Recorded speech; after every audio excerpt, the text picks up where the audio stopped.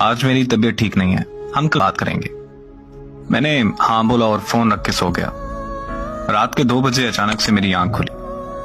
न जाने कैसे उसका नंबर मिला दिया। उसका नंबर दूसरी लाइन पर मसरूफ था।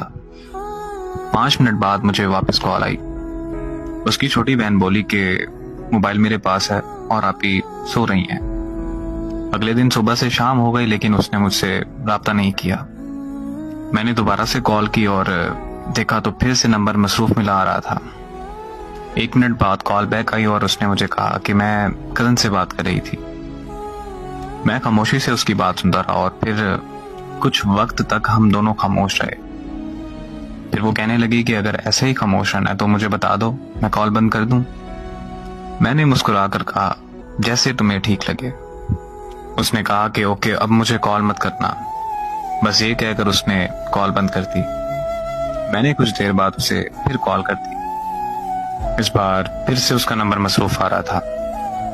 फिर उसने मेरी कॉल अटेंड की और वो बहुत खूब गुस्सा होने लग गई और मुझसे कहने लगी कि मेरी बात ध्यान से सुनो कि मैं अब तुमसे प्यार नहीं करती, मैं किसी और को पसंद करती हूँ। 6 साल का रिश्ता उसने एक पल में खत्म कर दिया। मैंने उससे पूछा कि आखिर कौन है वो लड़का। वो मुझसे कहने लगी तुम होते कौन हो मेरी लाइफ में इंटरफेयर करने वाले। मैंने उससे कहा कि यार मैं तुमसे प्यार करता हूं, तुम मुझे भूल गई। इतने में उसको किसी और की कॉल आई और उसने मेरी कॉल कट किए बगैर उसकी कॉल रिसीव कर ली।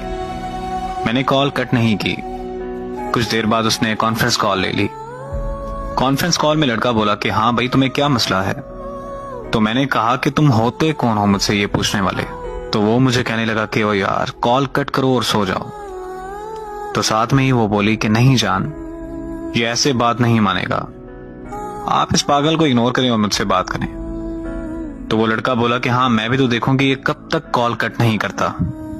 मोहब्बत में सितम की मिसाल और क्या तुम है। मैंने अपने महबूब को किसी और के साथ रोमांस करते देखा है। वो वक्त गुजरता गया और मैंने बहुत मुश्किल से खुद को संभाला।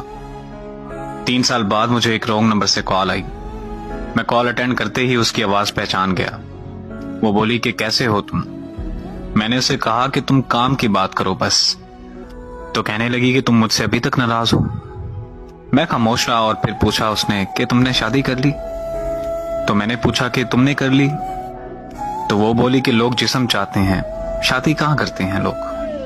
बात यह है कि जिससे आप मोहब्बत करते हैं उससे कभी मोहब्बत खत्म नहीं होती, लेकिन इस तरह करने से आपकी जिंदगी में उस शख्स का वजूद चला जाता है। और जिंदगी में मोहब्बत होती है, लेकिन उस मोहब्बत का मतलब एक शख्स से वफा करना होता है। और खुदारा मेरी उन लोगों से गुजारिश है कि जिस्मों से खेलकर मोहब्बत के नाम को बदनाम मत कीजिए।